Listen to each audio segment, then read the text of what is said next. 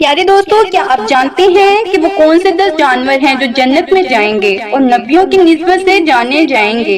یوں تو جنت اللہ نے انسانوں اور بالخصوص مسلمانوں کے لیے بنائی ہے، لیکن بعض روایات کے مطابق تاریخ میں کچھ ایسے جانور بھی گزرے ہیں جو کہ اللہ رب العزت کے مقرب بندوں کی نسبت سے جنت میں داخل ہوں گے۔ وہ 10 جانور کون سے ہیں جو کہ جنت میں جائیں گے؟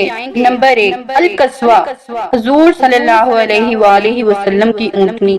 نبی کریم صلی اللہ علیہ وآلہ وسلم نے اسی اونٹنی کے اوپر سوار ہو کر مدینے کی طرف ہجرت فرمائی تھی۔ نبی کریم صلی اللہ علیہ وآلہ وسلم کو اس سے بہت محبت تھی۔ یہی وہ اونٹنی ہے جس کے اوپر سوار ہو کر نبی کریم صلی اللہ علیہ وآلہ وسلم نے حجۃ الوداع کا خطبہ دیا تھا۔ میدان عرفہ میں جس جگہ یہ اونٹنی کھڑی ہوئی تھی، اس جگہ ایک لوح نصب ہے۔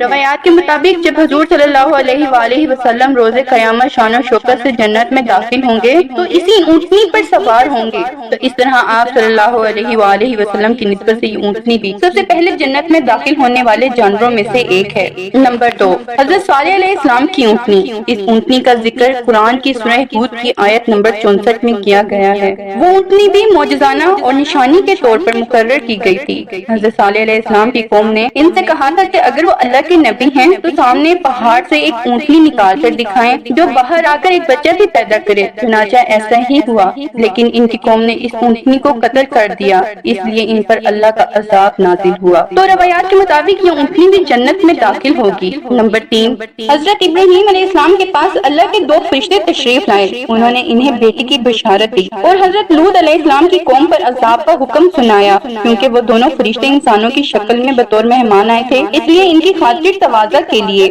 حضرت ابراہیم علیہ السلام نے بچڑا ذبح کیا کہ ان کو کھانا پیش کیا جائے۔ تو اس بچڑے کے بارے میں بھی کہا جاتا ہے کہ وہ بھی جنت میں جائے گا۔ حضرت ابراہیم علیہ السلام کو خواب میں حضرت اسماعیل علیہ السلام کو ذبح کرنے کا حکم دیا۔ حضرت اسماعیل علیہ السلام نے حکم ربی کے آگے سر جھکا دیا اور اللہ کی راہ میں قربان ہونے کے لیے لیٹ گئے۔ تو اس وقت اللہ کے حکم سے ان کی جگہ ایک مینڈھا آ گیا جس نے حضرت اسماعیل علیہ السلام کو محفوظ فرمایا، اور حضرت ابراہیم علیہ السلام نے فرمایا وہ آیا بھی جنت سے تھا تو وہ جائے گا بھی جنت میں۔ نمبر 5، حضرت موسیٰ علیہ السلام کی گائے۔ اس گائے کا ذکر قرآن میں بڑی تفصیل کے ساتھ موجود ہے۔ اس کے اوپر سورہ بقرہ ہے۔ بنی اسرائیل کے لوگوں نے ایک قتل کر دیا تو حضرت موسیٰ علیہ السلام نے اللہ کے حکم سے ان کو ایک پیلے رنگ کی گائے ذبح کرنے کا کہا۔ اس گائے کا گوشت کا ایک ٹکڑا اس لاش کو مارا گیا۔ اس لاش نے زندہ ہو کر اپنے قاتل کا نام بتایا اور پھر مر گیا۔ اس گائے کے بارے میں بھی کہا جاتا ہے کہ وہ جنت میں جائے گی۔ نمبر 6، حضرت یونس علیہ السلام کی مچھلی۔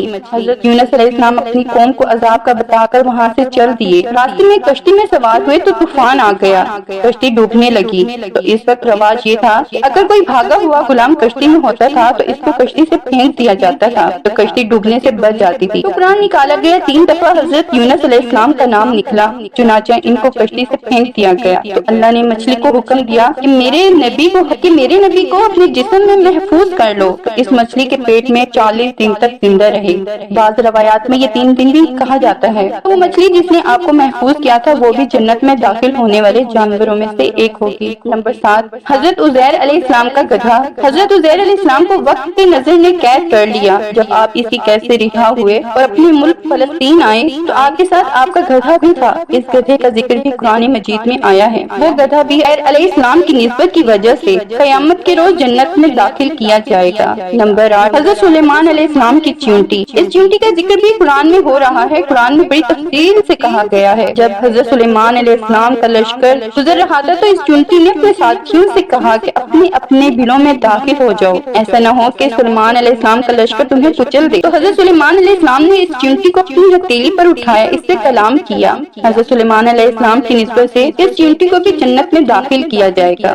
نمبر 9، حضرت سلیمان علیہ السلام کا ہدہد۔ حضرت سلیمان علیہ السلام پوری دنیا کے حکمران تھے اور حضرت سلیمان علیہ السلام کا پیغام رسانی کے لیے ایک پرندہ ہدہد مقرر کر رکھا تھا جو آپ کے ساتھ ساتھ چلتا رہتا اور آپ کے لیے پانی تلاش کرتا تھا۔ تو اس ہدہد کے لیے بھی کہا جاتا ہے کہ وہ جنت میں داخل کیا جائے گا۔ نمبر 10، اصحاب کہف کا کتا۔ اصحاب کہف کے کتے کو بھی کہا جاتا ہے کہ وہ جنت میں جائے گا۔ اصحاب کہف جب ڈبیانوس سے بھاگ کر غار میں جا چھپے تو ان کا کتا بھی ان کے ساتھ تھا۔ انہوں نے بہت چاہا کہ وہ کتا واپس چلا جائے کیونکہ ان کو ڈر تھا وہ کتا بھونکے گا تو وہ پکڑے جائیں گے، لیکن وہ واپس نہ گیا اور ان کے ساتھ ہی غار کے دہانے پر بیٹھا رہا، اور جس غار میں وہ سو گئے تھے وہیں بیٹھے بیٹھے فوت ہو گئے۔ تو کہا جاتا چاہتا ہے کہ یہ کتا بھی اپنی وفاداری کی وجہ سے جنت میں داخل ہوگا۔